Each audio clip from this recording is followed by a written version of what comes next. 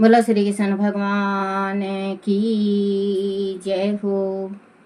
श्री भागवत महापुराण की जय।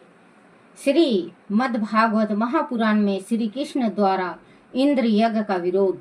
श्री सुखदेव जी ने कहा, परीक्षित, भगवान श्री कृष्ण और बलराम जी ब्रज में रहते हुए अनेक प्रकार की लीलाएं किया करते थे। एक दिन उन्होंने देखा कि वहां के सभी गोप इंद्र यज्ञ की तैयारी कर रहे हैं। उन्होंने नंद बाबा से पूछा, बाबा, यह कौन सा उत्साह है जिससे कि इतनी तैयारी की जा रही है? इसका फल क्या है? किसी उपदेश से यह यज्ञ किया जाता है?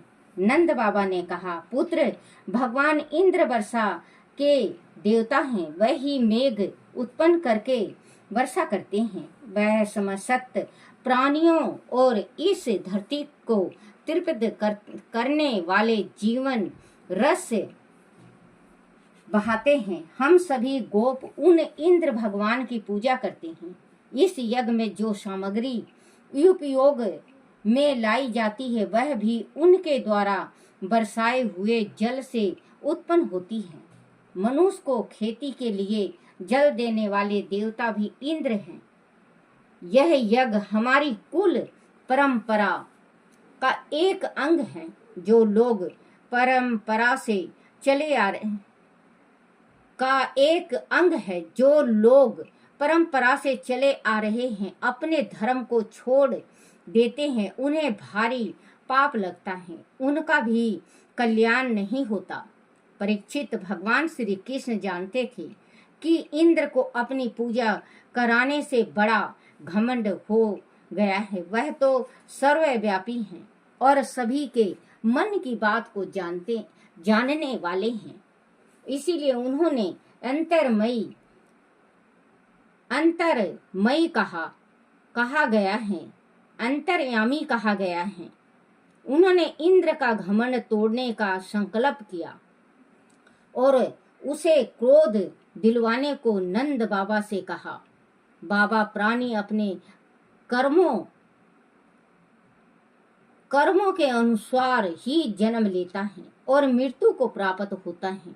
कर्मों के अनुसार ही वह अपने जीवन में सुख दुख का उपभोग करता है। वह कर्म न करने वालों पर ऐसी भगवान की कोई प्रभुता नहीं चल सकती। जब सभी प्राणी अपने अपने कर्मों के अनुसार ही फल भोग रहे हैं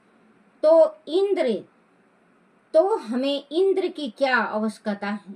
बाबा, मनुष्य तो अपने पूर्व जन्म के कर्मों के अधीन है। बच्चों, पूर्व जन्म उसको कहते हैं जैसे हमारा पिछला जन्म। ये अगला जन्म तो हम मानव का मिल गया है, हमें इंसान का मिला हुआ है जन्म, लेकिन पूर्व जन्म किसी को पता नहीं कि हम पिछले जन्म में क्या थे। जैसा हमने कर्तव्य किया है, जैसा कर्म किया है हमने, वैसा ही हमारा आगे फल है। अब हम कर्म करें चंडाल का और ब्राह्मण का जन्म नहीं मिल सकता। अब जो जन्म हमने ले लिया है उस जन्म में हमें ये देखना है कि हमें क्या करना है। हम अच्छा कर्म करते हैं तो अच्छा योनि मिलता है और बुरा कर्म करते हैं तो बुरा जन्म मिलता है। जैसे बच्चों, इस संसार में 36 जाति हैं और कई करोड़ों और वो जीव जंतु हैं। तो जैसा जो कर्म किया है वो उस हिसाब से उसको फल मिलता है।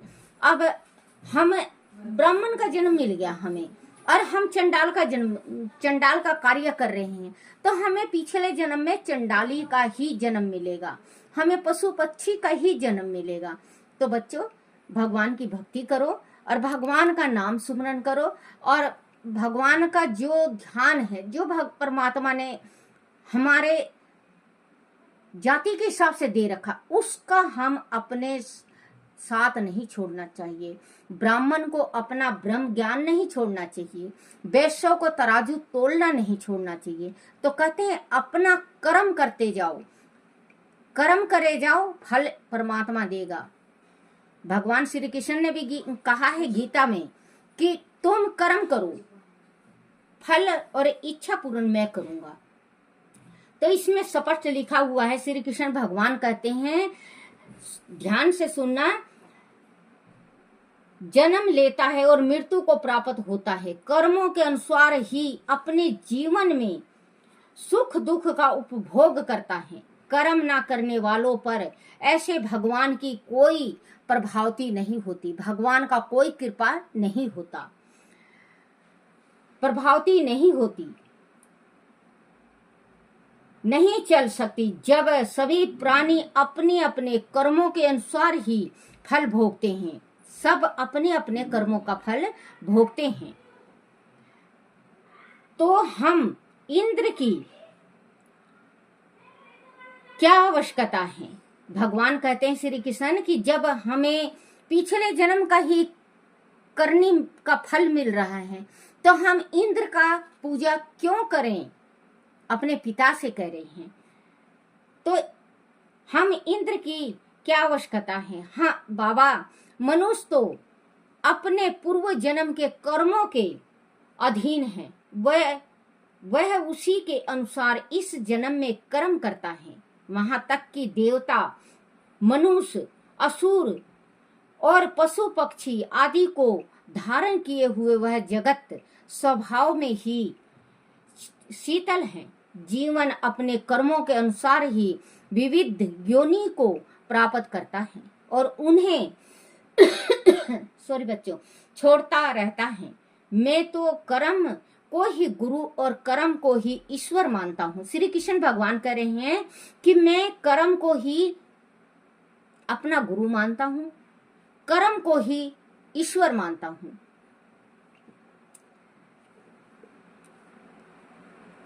कर्म को ही ईश्वर मानता हूँ। इसीलिए मेरा ऐसा विचार है बाबा कि मनुष्य को अपने पूर्व संस्कारों के अनुसार ही जो वर्ण, देखो इसमें आगे जो मैंने अभी कहा था, जो वर्ण, जैसे मतलब वैश्य, ब्राह्मण और जैसे 36 जात हैं, वो अपने कर्म से कर्म करते रहें। पूर्व संस्कारों के अनुसार ही जो वर्ण या आश्रम प्राप्त होता है, आचरण करना चाहिए, जिसके द्वारा मनुष्य की जीविका सुगमता से चले, उसे ही उसको अपना इष्ट मानना चाहिए। जो मनुष्य अपनी आजीविका चलाने वाले एक देवता को छोड़कर किसी दूसरे देवता की उपासना करता है, जो अपना कुल देवता का, जो अपने कुल देवता का, कुल देवी का आराधना छोड़ के और किसी का आराधना करता है, तो वो बहुत बड़ा पाप का भागी बनता है। जैसे किसी के घर में कुल देवी है और किसी के घर में कुल देवता, तो अपने कुल देवता और कुल देवी को छोड़ के दूसरे देवता का पूजन नहीं करना चाहिए। जैसे अपने घर में पीतर है, किसी के घर में 2 पीतर है, किसी के घर में 1 पीतर है और किसी के घर में 3 पीतर हैं। बच्चों, इंसान कहता है कि हमारे घर में पीतर नहीं है। तो बच्चों, आज मैं आपको एक चीज बताऊं, ब्रह्मा जी का एक पीतर दिया हुआ हर एक घर में पीतर होता है। आप पीतरों का वो दान कर आते हैं, पीतर का जैसे बिठाए आते हैं। आप काशी जी जाते हैं, बनारस जाते हैं, तो आप वहां पे बिठाए आते हैं और यहाँ आके पूजा पाठ नहीं करते पितरों का, तो बच्चों पीतर दोष लगता है। जो पितरों का नहीं करता उसको पीतर दोष लगता है। कहते हैं गया जी करिए हम अपने पितरों को, गया जी, तो गया जी बिठाए आए, आप मान लिया कि गया जी बिठाए आए। तो बच्चों, आप एक चीज ये सोचो कि हम अपनी बेटी का कन्यादान कर देते हैं, कन्यादान कर देते हैं ना, कन्यादान, लेकिन बेटी हमारे घर में जीवन भर के वास्ते आती है और जाती है। क्योंकि जब बेटी जिसके घर नहीं आती और बेटी का बेटा, जो बेटी का बेटा नहीं आता, वो घर कभी पवित्र नहीं होता। ये बात गांठ बना के सोच लेना। जिस घर में से कन्यादान नहीं जाता वो दहलीज कुंवारी रहती है और उस घर का जल अन्न पीतर कभी ग्रहण नहीं करते। तो इसी वास्ते कहा गया है कि अगर ब्राह्मण ना मिले, 3600 जात के वास्ते कह रही हूँ, ब्राह्मण ना मिले और बेटी का बेटा आ गया हो तो आप उसको जिमा दो, ब्राह्मण से भी ऊंचा और ज्यादा पुण्य लगेगा आपको। क्योंकि कहते हैं कि देखो बेटा, उसी घर का आप बेटे हो, उसी घर की वह बेटी है, लेकिन बेटी का जो कन्या दान कर देते हैं ना, तो दान के ऊपर दान ज्यादा लगता है। इसी वास्ते कहते हैं कि बेटी का बेटा आ जाए तो कभी भी मुंह नहीं चढ़ाना चाहिए, और बेटी आ जाए तो कभी बेटी का निरादर नहीं करना चाहिए। जिस घर में बेटी का निरादर होता है और जिस घर में भांजे का निरादर होता है, उस घर से पीतर रुष्ट के चला जाता है। उस घर का जब पीतर रुष्ट होके चला जाता है तो पीतर दोष लगता है, और माँ भगवती जब पीतर निकल जाएगा तो माँ भगवती नहीं रहेगी, या आपके जो देवता है वो देवता नहीं रहेंगे, वो भी आपके घर से चले जाते हैं। तो इससे हमारे घर में दलिदर छा जाता है। तो आप इस चीज को जरूर वो करना, क्योंकि भगवान ने कहा है कि जिस वर्ण का इंसान है वो अपना धर्म नहीं छोड़े, धर्म नहीं बदले, देवता नहीं बदले। अब आपके घर में देवी हैं, आप खाटू श्याम गए, खाटू श्याम के हो गए, मैं खाटू श्याम का हुआ, आप बागड़ गए, आप गुगा का हो गए कि मैं तो गुगा बाबा का हो गया, मेरे तो झार पीर आने लगी। आप वैष्णो देवी गए, आप वैष्णो देवी के हो गए, जय मां वे गोरी, आप मतलब बदलते रहते हो कपड़ा के जैसे। तो आपके घर में आपका कुल देवता और कुल देवी रुष्ट के चले जाएंगे। देवता पितर को भी कहते हैं, देवता जैसे किसी के देवता झारपीर होते हैं, किसी के देवता श्री कृष्ण भगवान हैं, किसी के कुल देवता खाटू श्याम हैं। तो अपने देवता को कभी मत छोड़ो, अपनी कुल देवी को कभी मत छोड़ो, क्योंकि बाँ पकड़ने वाले हैं यही हैं। तो श्री कृष्ण भगवान ने भी कहा है कि मनुष्य को कभी बदलना नहीं चाहिए। बाबा की विचार है, बाबा की मनुष्य को अपने पूर्व संस्कारों के अनुसार ही जो वर्ण या आश्रम प्राप्त होता है आचरण करना चाहिए, जिसके द्वारा मनुष्य की जीविका सूक्ष्मता से चले, उसे ही उसको अपना इष्ट मानना चाहिए। जो मनुष्य अपनी आजीविका चलाने वाले एक देवता को छोड़कर किसी दूसरे देवता की उपासना करते हैं, उससे उन्हें कभी सुख नहीं मिल सकता। ब्राह्मण वेदों के अध्यापन से क्षत्रिय पृथ्वी पालन से वैश्य, ये वर्ण बताया है, 4 वर्ण होते हैं बच्चों। मैं बोल नहीं सकती क्योंकि देखो मेरा वीडियो सारे 3600 जात देखती है, इसी वजह से मैं जाति के ऊपर नहीं आती। जाति इंसान होता है, लेकिन जो पुस्तक में जो भागवत में लिखा है वो मैं आपको बता रही हूँ। कहते हैं उससे कभी सुख नहीं मिल सकता। ब्राह्मण वेद के जो ब्राह्मण है वो वेद का ध्यान अध्यापन करे, अपना जीविका चलाए, ब्राह्मण का दिया हुआ है। क्षत्रिय पृथ्वी पालन, जो क्षत्रिय हैं वो पृथ्वी पालन से, वैश्यों का मतलब बनिया, वैश्य व्यापार वृत्ति से, और शूद्र सेवा भाव से, जो शूद्र जाति है वो सेवा भाव से अपनी जीविका का निर्वाह करते हैं, इसीलिए उन्हें उसी की उपासना करनी चाहिए। बाबा हम लोग सदा से ही गो पालन करते आए हैं, क्योंकि अहीर है ना, अहीर हैं, तो अहीर जितने भी जाति होते हैं, अहीर जाति, वो गौ भैंसी ही रखते हैं। बाबा हम लोग सदा से ही गो पालन करते आए हैं, इसीलिए हम गौओं की ही पूजा करनी चाहिए। वर्षा तो प्रकृति का स्वाभाविक गुण है, इसमें इंद्र का क्या लेना देना है। आप ही सोचिए, हमारे पास ना तो किसी देश का राज है और ना बड़े नगर ही हमारे अधीन हैं। ये कृष्ण भगवान अपने बाबा को समझा रहे हैं। अधीन है हमारे पास तो हमारे गांव या घर भी ठीक प्रकार के नहीं हैं। हम लोग तो वनवासी हैं।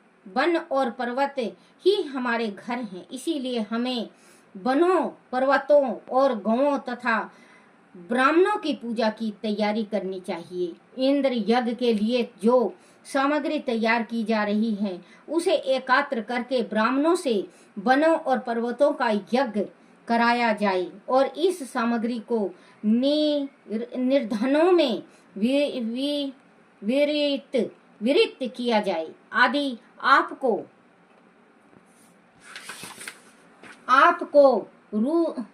रुचिकर लगे तो ऐसा कीजिए जो यज्ञ गो, ब्राह्मण, वन और गिरिराज को प्रिय लगे, वही मुझे भी प्रिय होगा। परीक्षित, नंद बाबा ने जब भगवान श्री कृष्ण के इन नए विचारों को सुना तो उन्हें समस्त गोपों के सम्मुख रखा। सभी ने एक स्वर से श्री कृष्ण की बात का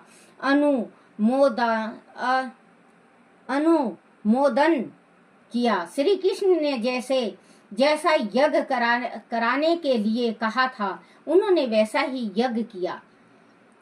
पहले उन्होंने ब्राह्मणों से स्वास्तिक चिन्ह कराकर उसी सामग्री से गिरिराज और ब्राह्मणों को सादर भेंट प्रदान की तथा गौओं को हरी घास खिलाई। इसके बाद नंद बाबा और सभी ग्वाल बाल ने श्री कृष्ण के साथ गायों को आगे करके गिरिराज की प्रदक्षिणा की। फिर उन्हें विश्वास दिलाने के लिए उन्होंने अपने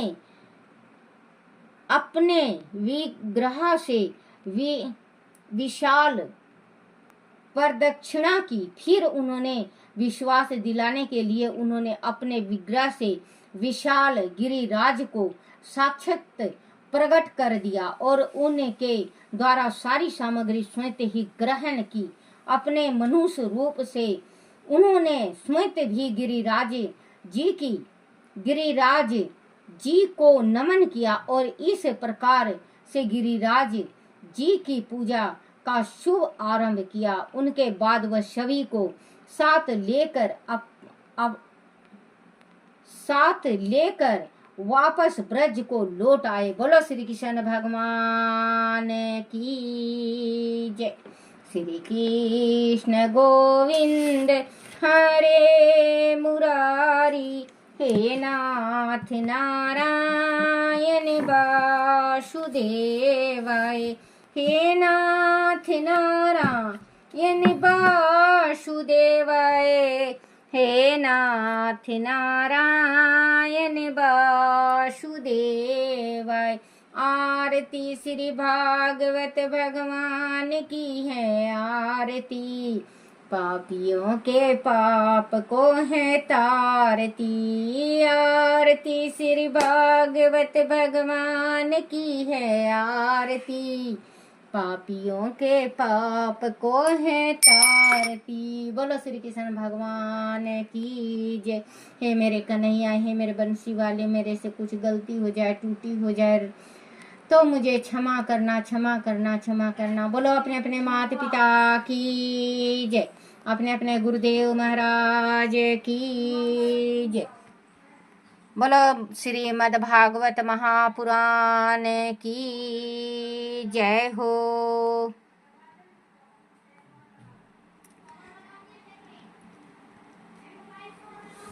ये भगवान